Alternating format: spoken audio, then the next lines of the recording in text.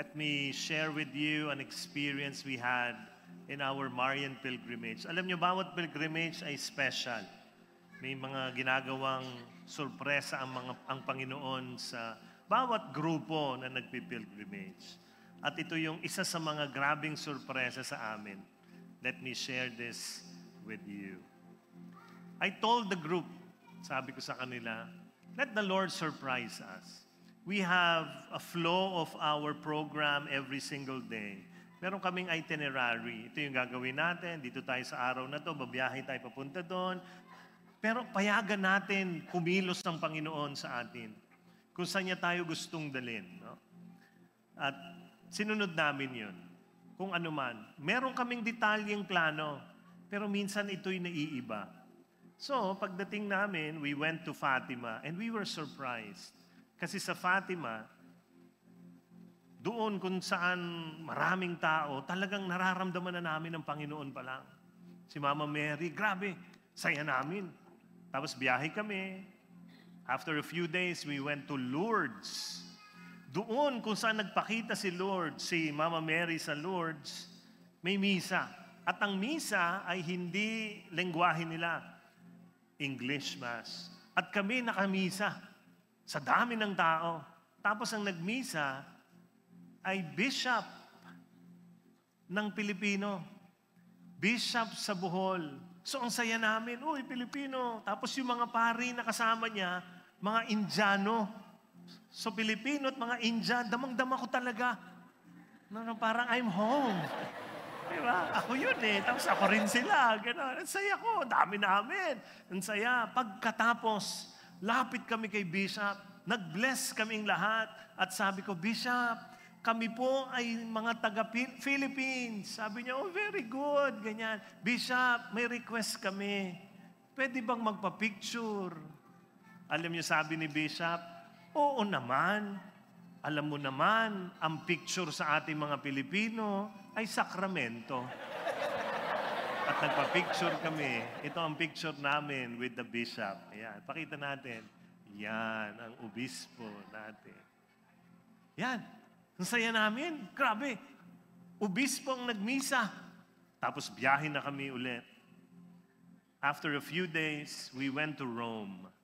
Lalaine was texting Father Cali. Si Father Cali, kung kilala niyo, siya yung Manila Cathedral. Wala na ho siya dito. Siya'y nasa Roma na para mag-aral. So doon, kung saan siya nakatira, at nandun ang mga pare, may misa ng linggo. At sabi niya, dito kayo magmisa. Dito. Kasi may magmimisa dito na espesyal. So that Sunday, we went to that place, no? Kolehiyo Pilipino ang pangalan. Tirahan ng mga pare na mag-aaral sa Roma. Pagdating namin, we were surprised. Bakit? Alam niyo kung sino nagmisa? Tingnan niyo ako, ha? Si Cardinal Tagle. Ay, hindi lang yon. Nandito si Cardinal Tagle sa gitna. Nandito sa kanyang kanan si Cardinal Advincula ng Manila Cathedral. Siya na ang Archdiocese Cardinal ng Metro Manila. Tapos nandito sa kabila niya si Bishop Ambo. Tapos lahat dun sa harap namin, mga pare, kami lang ang guest. Kami lang ang audience. At ito yung aming picture with them. Pakita nga natin. Ayan kami. Tingnan nyo kung gaano karaming pare. Alam niyo si Cardinal Tagle, ginanahan magserbo, napahaba. Bakit? Kasi may reaction yung mga tao. Kasi nandun kami. Tapos alam niyo kung ano reading last Sunday, if you remember, it was all about the feast. Kaya sabi niya, nakakatuwa, ang pagbasa natin ay the feast. Tapos nandito ang mga taga-feast. Ngiting-ngiti kami, tapos mamaya umiiyak-iyak na kami. Bakit? Grabe ang sorpresa ng Diyos sa amin. Tapos alam niyo, pagkatapos ng misa, ginawa namin ang sakramento ng Pilipino. Picture taking. Dinumog namin si Cardinal Tagle. As in, Yung talagang hindi siya makaalis, kakapicture, kaliwat kanan, ganyan sa likod, sa kaliwa, ganyan. Talagang, ang saya namin. Pagkatapos nun, hindi pa tapos. May sorpresa pa. Dumiretso kami kay Padre Pio at nandoon sa loob ng kanyang salamin, nandoon si Padre Pio. Kitang-kita mo. Dito sa Batangas, relic yan eh. Doon, si Padre Pio mismo. Hindi alam nung iba na yun ang makikita nila. Kala nila, relic lang. Pag gano'n nila, si Padre Pio ito. Oo, si Padre Pio, yan. Kamukhang kamukha ni Father Pirlo. Sobra. Balbasarado, kitang-kita mo ganyan. Kalbo din, gano'n. Ay, grabe. We were so overwhelmed. But there is more. Di pa tapos. Minessage ko ang Vatican. Ni-email ko. Sabi ko, atya, kapasaga. Yung mga gano'n, no? Italian, dapat, no? Hindi, minessage ko. Sabi ko, we are from the Philippines. And we are from the feast. We are pilgrims. We would like to ask for tickets so that we will be able to see the Pope. Tapang. Hingi ako ng ticket. Gusto namin makita ang Santo Papa. Baka naman sakaling gusto niya rin kami makita. Sa loob-loob ko lang yun. Email ako. We need 33 tickets. And they responded. Sumagot. At ang sagot ay ganito. Bukas, pumunta ka sa gate na ito at kunin mo ang mga tickets. So hindi ko sinasabi sa mga pilgrims na meron tayong ticket. So kinabukasan, I need to tell them because they need to go around Rome and I need to leave them to line up to get our tickets. So I told them, please pray na makuha natin yung 33 kasi pwedeng isa lang ibigay o dalawa. Pagdasal tayo ha. Surpresahin tayo ni Lord. So ito na, pumila na ako at nung ako na, pinakita ko yung number ng email. May number sa email. Tapos alam nyo yung in charge, tiningnan dun sa mga envelope, ganyan. Tapos kinuha niya, nasa envelope, at ang sabi niya, Aaron Gonya. Pag Italian talaga, ganyan, no? Gonya. Sabi ko, yes! Tapos inabot sa akin. Pag abot ko, kinakapa-kapa ako habang lumalabas. Parang makapal. Tapos binuksan ko, alam nyo, binilang ko yung tickets. And they gave us 33 tickets. Ito po yung tickets namin. We were so happy to have tickets because the next day, we're going to see the Pope. So the next day, ang oras po ay 9:00. Ang Pope ay nandun sa St. Peter's Square. 9:00 ng umaga. 7:00 ng umaga ang bukas ng pintuan para makapasok ka. 6:00 nandun na kami. Ay, talagang ready na kami talaga. Nung nakapasok na kami, ay, ang galing. Galing ng mga kasama natin. Sanay, tinuruan kami ni Aldrin at ni Lea. Dito tayo pipila. Saan?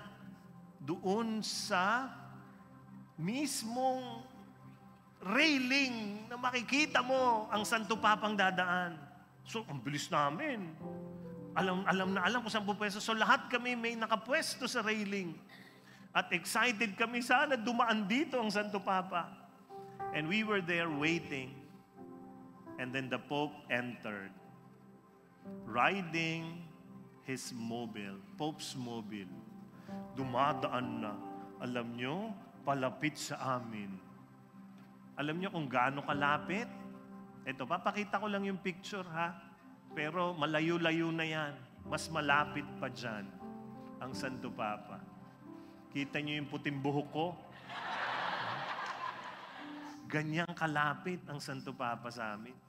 Pagdaan ni Pope, alam nyo, walang tao sa kabila eh.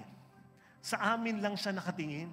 Hindi yung titingin ka ron, titingin ka ron. Sa amin lang siya nakatingin. Walang tao eh. At alam mo, sabi ng mga pilgrims, nag-eye contact sa akin si Pope. Pagdaan ni Pope, lahat iyakan. Iyak. Tapos tinitingnan ko yung mga pilgrims nakatingin sa akin at alam niyo sabi nila, hindi ko lang, Italian ba yun? Thank you. We were so overwhelmed. Pagkatapos nun, hindi pa tapos, bumalik si Pope sa amin na naman. So gano'n na naman kami, nangingilabot. And then after that, we gathered, and this was our picture. Behind us is Vatican, St. Peter's Basilica. And the Pope was just there behind us. After the event, he blessed those who are sick on that stage. But he was there near us. The Lord surprised us. Wala ho masyado sa itinerary yun. We tried our best, pero wala. Kaya ang sabi ko, tingnan nyo ha, yung una, obispo ang nagmisa. Yung susunod, mga kardinal. Ang huli, Santo Papa. Kaya ang sabi ko, Lord, hanggang sa Santo Papa na lang. Kasi ikaw na susunod eh. Jesus in our hearts na lang, Lord. Pauwi kami, ha? Malayong biyahe sa eroplano ito. Let the Lord surprise you. You have a lot of plans. May plan A ka, may B, may C, may D. Pero pag si Lord ang dumiskarte, ang trabaho mo ay sumunod na lang. Alam niyo, obvious na obvious. Hindi namin kaya yun. Sinabi ko yun sa pilgrims, nung nandyan kami, sabi ko, we plan, di ba? May plano tayo. Hindi namin kaya yun. It was beyond our capacity. It was really beyond our capacity. Bakit? Alam niyo ba na si Cardinal Tagle ay 2 buwan nang hindi nagmimisa doon? Nung nandun kami, nagmisa. Si Pope, hindi yan every Wednesday gumaganon. Minsan wala siya, ba't may sakit? Paggising niya, hindi magandang pakiramdam. Nandun. It was beyond us. But this is what we did. We planned what we can. But the rest, we surrendered to the Lord. And the Lord surprised us. May the Lord surprise you as well. Ganitong gawin nyo. May mga plano kayo sa buhay. Ilagay nyo talaga. Ilatag nyo. At sabihin nyo, Lord, kayo na.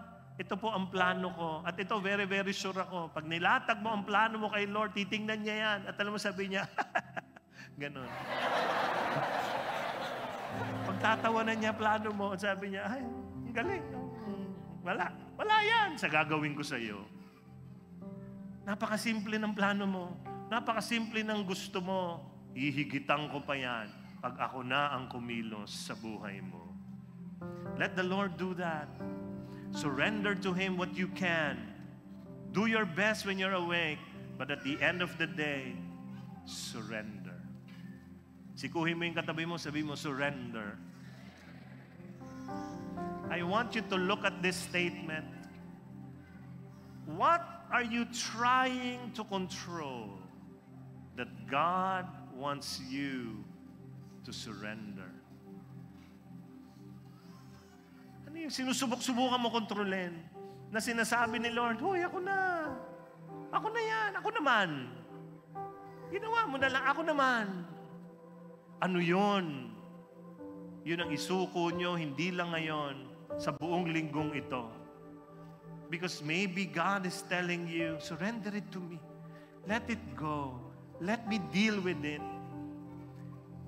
And God is trying to tell you, be still and know that I am God. Be still. Tigil. At siya nang bahala.